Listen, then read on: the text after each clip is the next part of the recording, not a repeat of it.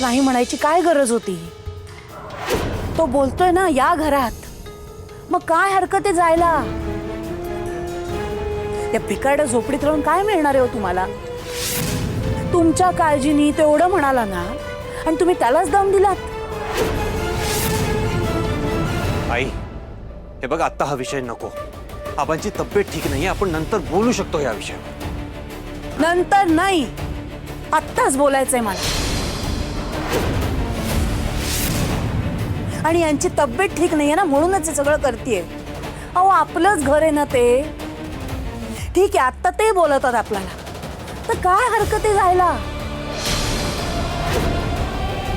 ते घर आपल्या नावावर होईल तेव्हा होईल. ते तिकडे गेल्यानंतर बघू ना आपण काय करायचं ते. पण आत्ता जर तिकडे गेलो तर ह्यांचीच नीट काळजी घेता येईल ना.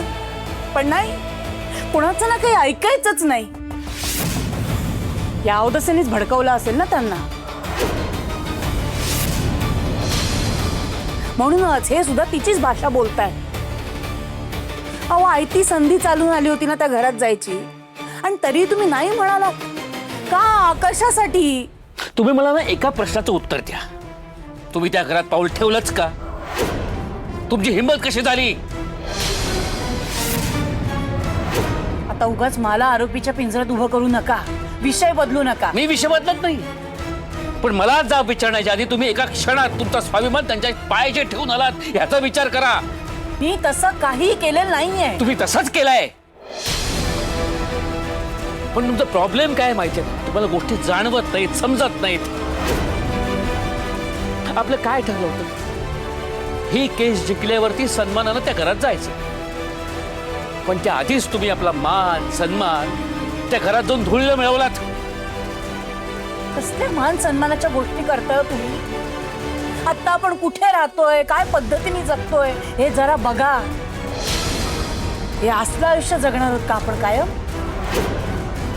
हे असलं आयुष्य कोणामुळे जगावं लागतंय आपल्याला? तुम्ही ज्यांचा उंबरठा ओलांडलात ना त्यांच्यामुळेच ना.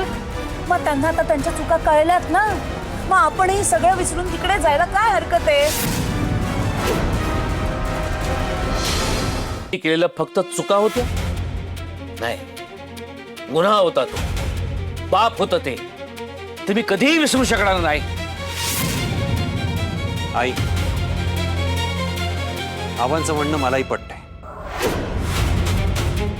बाहेर मी काही बोललो नाही, कारण विक्रांत आणि उर्मिला वहिनींसोबत मला आपल्यातले मतभेद दाखवायचे नव्हते. पण तू जे हे आम्हाला न सांगता तिथे गेली असं ते मलाही आवडलेलं. वा इंद्रा, वा, छान चाललंय तुमचं सगळ्यांचं. म्हणजे मी तुमच्या काळजीपोटी तिथे गेले. मला इथे कुणाशी बोलू, काय करू काहीच कळत नव्हतं, म्हणून मी तिथे गेले. तर कोणाशी बोलावं कळत नव्हतं म्हणून त्या घरात गेलात. ज्या घरातल्या माणसांनी आपल्याशी दगा केला, आपला अपमान केला, आपल्याच घरात आपल्याला नोकर केलं. तुमच्या नवऱ्यावरती नाही नाही ते आरोप केले. त्या घरात जाताना तुमचं पाऊल थजावलंच कसं? तुम्ही जर का गरीब वस्तीत गेला असतात ना, गरीब माणसाकडे गेला असतात ना, तरी मला चाललं असतं, आवडलं असतं मला. पण तुम्ही काय केलं? तुम्ही बोलायला त्या घरात गेलात ज्यांनी तुमच्या नवऱ्याला लाथाडलं. हो, त्यावेळी माझ्या मनात जे काही सुरू होतं ना, त्या सगळ्यात मला हे काही सुचलं नाही हो. मला जे वाटलं ते मी केलं, आणि मला वाटत नाही यात काही मी गैर केलं. तुम्हाला खरंच काही गैर वाटत नसेल ना, तर चालते वा इथून. जा, एकटं जाऊन राहा त्या घरामध्ये.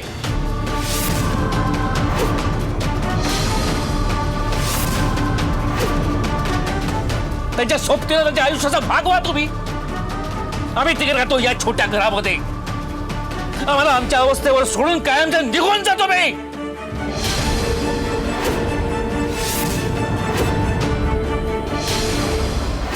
काय म्हणालात तुम्ही? मी निघून जाऊ? हो, निघून जा इथून. कारण तुम्हाला घाई झाली आहे. केसानं गळा आपल्याला लोकांच्या खांद्याला खांदा लावून बसण्याची.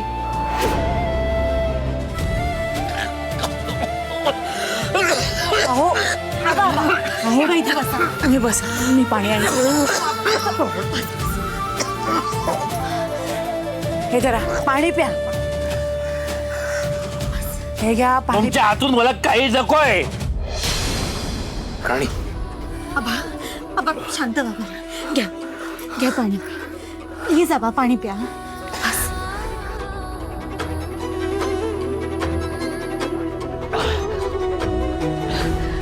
काय चाललंय तुमचं? मी त्या घरात जाऊन आले तर काय एवढं मोठं पाप केलंय का? आबा आई नको ना आता तो विषय. इंद्रा, बघतोयस ना कसे वागताय ते माझ्याशी. कोण कसं वागतंय त्याला कळतंय. त्या घरात जाऊन तुम्ही माझ्या स्वाभिमानाशी खेळून आलात ते मी कधी सहन करू शकणार नाही. हो, मी आपल्याच घरात गेले ना, यात काय तुमच्या स्वाभिमानाशी खेळ केला हो? ते घर जरी आपलं असलं तरी तिथे वावरणारे माणसं आता आपली राहिली नाहीत. ते घर मी मोठ्या कष्टानं प्रेमानं उभं केलंय. ते घर उभं करताना मी कुठलीही तडजोड केली नाही.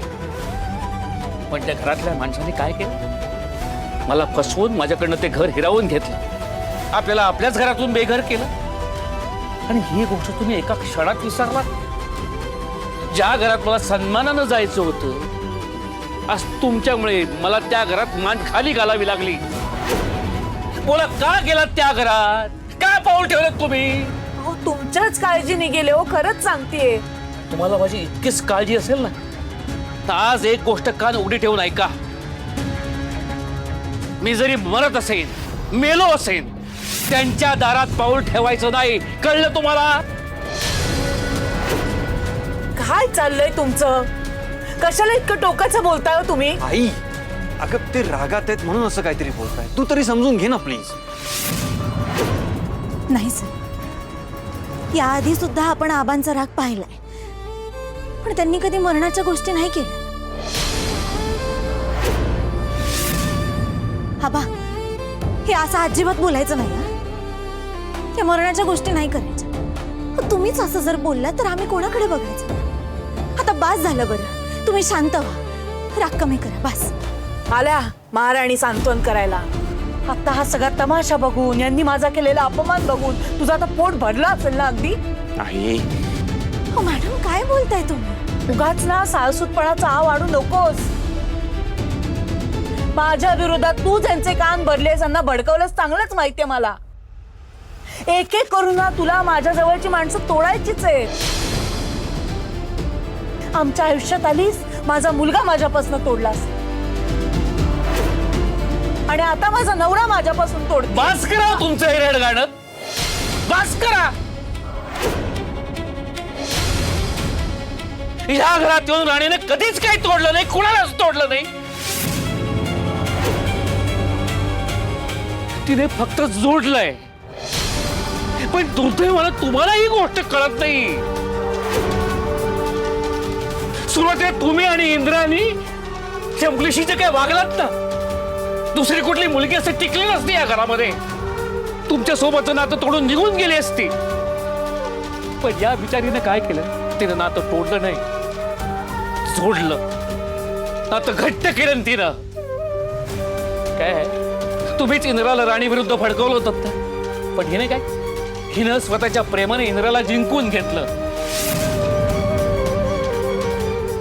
आणि ही गोष्ट तुम्हाला मान्य करावीच लागेल. ते कधीच होणार नाही. अहो, त्यांच्या लग्नाला तर वर्ष पूर्ण होत आलंय. तुम्ही त्यांचं लग्न मोडण्याचा किती वेळा प्रयत्न केला, पण काय झालं? त्यांचं लग्न टिकू नये अजून. जरा विचार करा, त्यांचं नातं किती घट्ट झालं असेल. त्यांनी मनापासून एकमेकांना नवरा बायको म्हणून स्वीकारलाय. त्यामुळे तुम्हाला ही गोष्ट मान्य करावीच लागेल की राणी इंद्राची बायको आहे आणि माडिकांची सून आहे. उभ्या जन्मात मी कधी मान्य करणार नाही की ती माझ्या इंद्राची बायको आहे आणि महाडिकाची सून आहे. मी तुम्हाला विचारत नाही मालती, सांगतोय तुम्हाला मान्य करावंच लागेल. आणि पास करा तुमची नाटकं. माझी इंद्रावरची माया, त्याच्या प्रतीची काळजी जर का तुम्हाला नाटकं वाटत असतील ना तर वाटू द्या. पण एक गोष्ट मी तुम्हाला पुन्हा एकदा ठामपणे सांगते, या दरिद्री पोरीला मी माझ्या घरची सून म्हणून कधीच स्वीकारणार नाही. मग मी सांगतोय, तुम्ही स्वीकारा किंवा स्वीकारू नका, ह्या लेकीच्या पाठीमागे हा बाप खंबीरपणे उभा असेल कायम.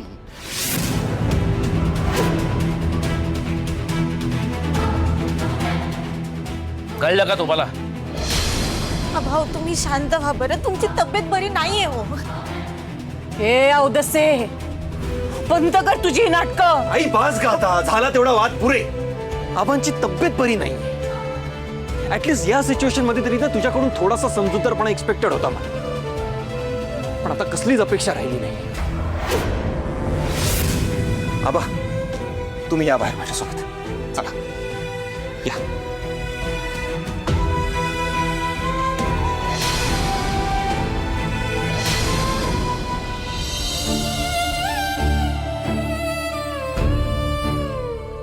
आबा, तुम्ही नका ना त्रास करून घेऊ स्वतःला एवढं. तुम्ही एवढे पॅनिक झालात, तुम्हाला त्रास होईल आबा. तुमच्या तब्येतीसाठी चांगलं नाहीये. तू नको माझा विचार करू, माझं काय व्हायचं ते होऊ दे. इंद्रा, तू राणीला कधी अंतर देणार नाहीयेस. मालतीला काय म्हणायचं ते म्हणू दे, पण राणी तुझी लग्नाची बायको आहे याचा कधीही विसर पडू देऊ नकोस. करशील ना एवढं? हो आबा, मी तुम्ही म्हणताय ते सगळं करेन. तुम्ही प्लीज स्वतःला त्रास करून घेऊ नका. त्रास होतोय मला ह्या सगळ्याचा, खूप त्रास होतोय. माझा मुलगा तर माझ्या हातून गेलाच आहे, आता माझा नवराही माझा राहिला नाही. एवढी वर्ष बायको म्हणून यांची साथ दिली आणि यांनी काय फळ दिलं त्याचं? या अशी वागणूक, हा असा अपमान. मालती मॅडम असं काही नाहीये, आबा चुकीचं नाहीये. तुम्ही असा विचार करून स्वतःलाच मनस्ताप करून घेताय. तू गप ग, तुला विचारलंय मी, एक शब्दही बोलू नकोस. माझा सोन्यासारखा संसार, माझं कुटुंब हळूहळू न तोडायला घेतलंस तू.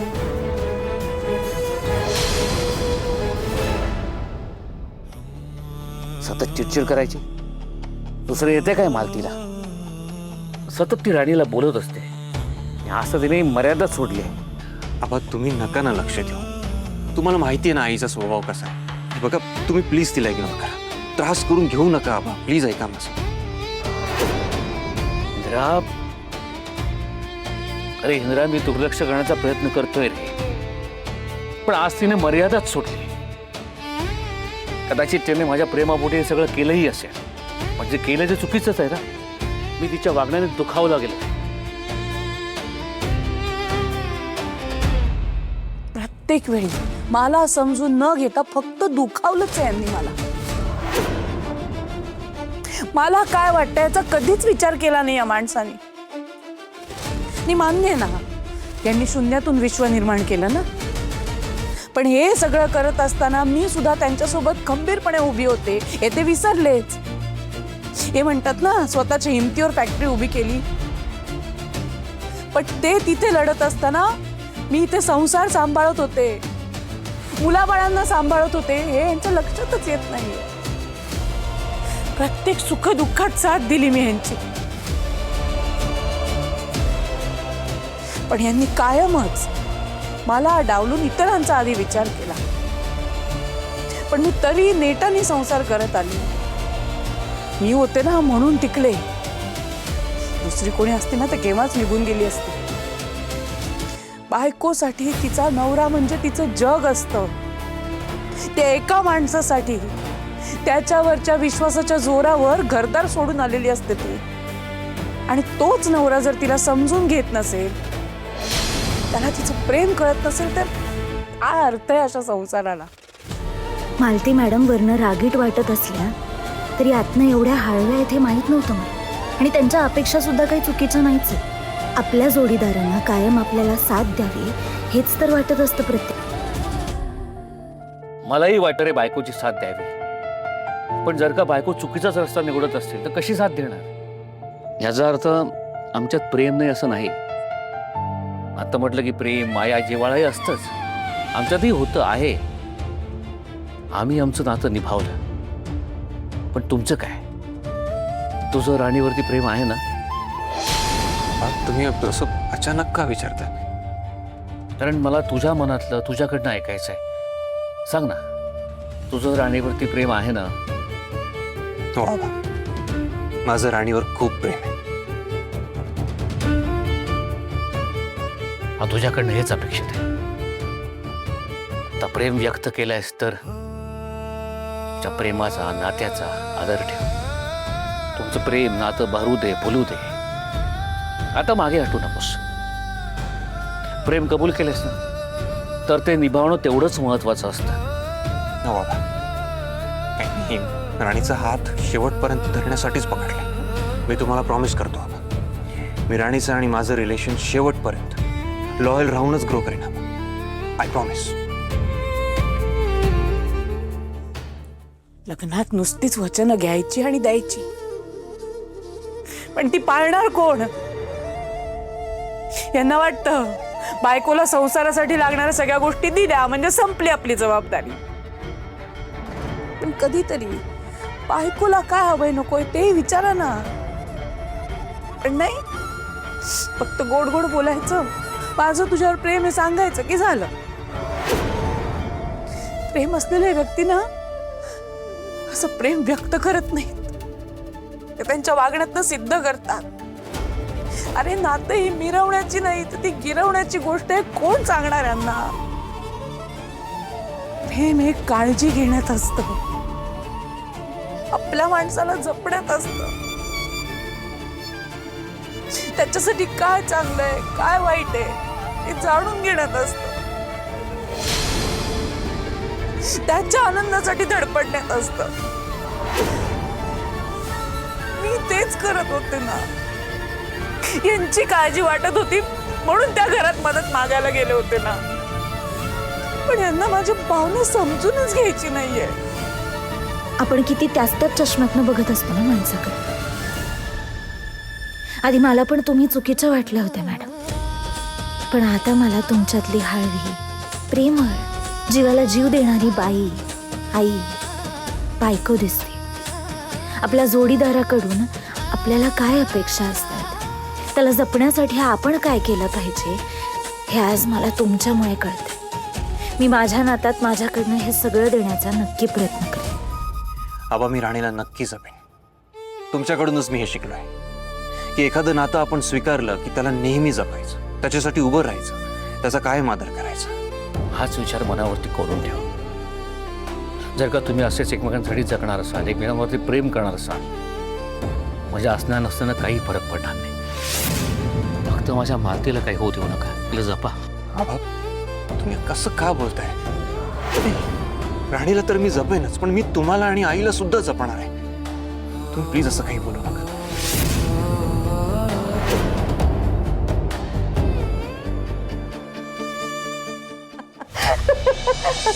ती म्हातारी किती हेल्पलेस दिसत होती ना Vikrant. I was so happy. तिच्या त्या डोळ्यातलं पाणी बघून आहे ना, मला असं वाटत होतं की आपण आपला बदलाच पूर्ण करतोय की काय. आणि काय काय म्हणाली ती? मला काही सुचत नव्हतं. काय करावं, कुठे जावं, काही कळत नव्हतं मला. खूप टेन्शन आलं होतं रे विक्रांत, खूप टेन्शन आलं होतं.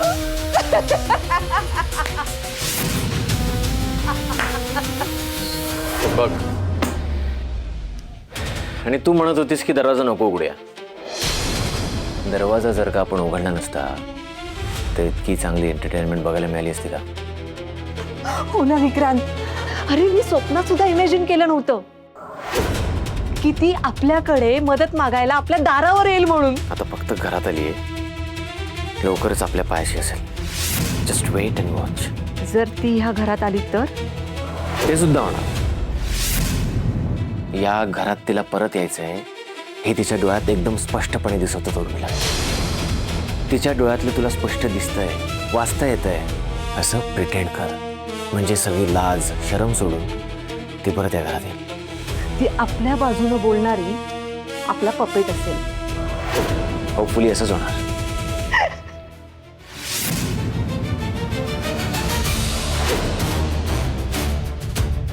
मला सांग, आबांचं काय? नाही, त्यांना खरंच चक्कर आली होती की काही आजारपण वगैरे? जाऊ देत ना विक्रांत. मरू देत त्या म्हाताऱ्याला, आपल्याला काय करायचंय? आणि एकंदर त्याच्याकडे बघितलं ना की मला तरी असं वाटतंय आज उद्यामध्येच तो गचकतोय की काय. तसं झालं तर चांगलंच आहे. म्हणजे तसं जर का झालं तर सगळ्या गोष्टी आपल्या फेवरमध्ये येतील. पण ते आबासाहेब महाडिक आहेत, जुनं खोडे खूप. हां, मालती आपल्या बाजूने आहेच, पण आबासाहेब जर का नसतील तर इंद्रा राणीला वेगळं करणं खरंच खूप सोपं होईल. तथाच तू.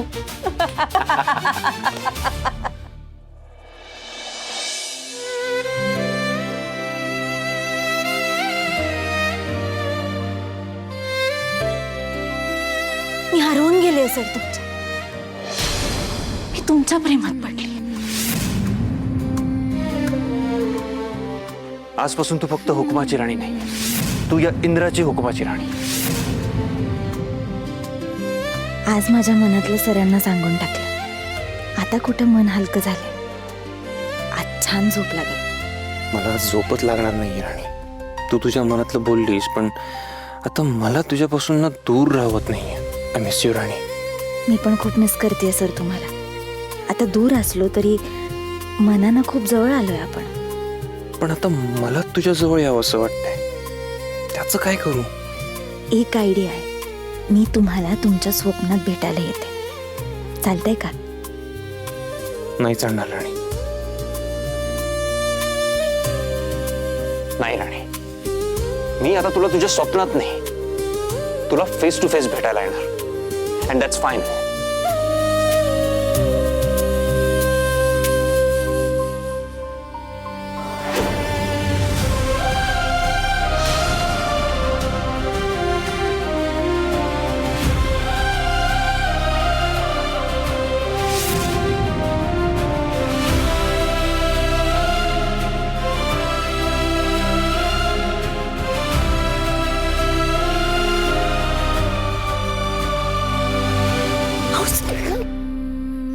कशाला घाबरतेस?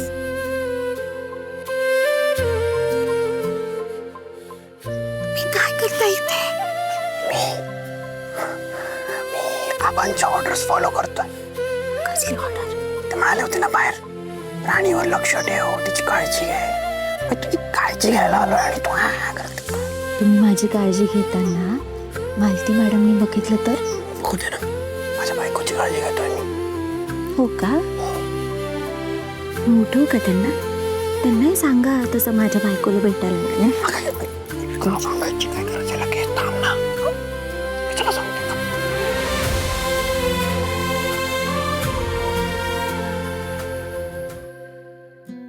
राणी, मला ना आबांचं म्हणणं पटलं. म्हणजे ते बोलले ना की प्रेम फक्त एक्सप्रेस करून नाही होत, ते निभाव पण लागतं शेवटपर्यंत. बरोबर आहे सर तुमचं. मला सुद्धा आज मालती मॅडमकडूनच कळालंय की प्रेम हे फक्त बोलून होत नाही, ते व्यक्त करावं लागतं. आपल्या वागण्यातून ते कळलं पाहिजे. त्यामुळेच मी हे आपलं नातं, आपलं प्रेम सगळं एकदम शेवटपर्यंत जपणार आहे.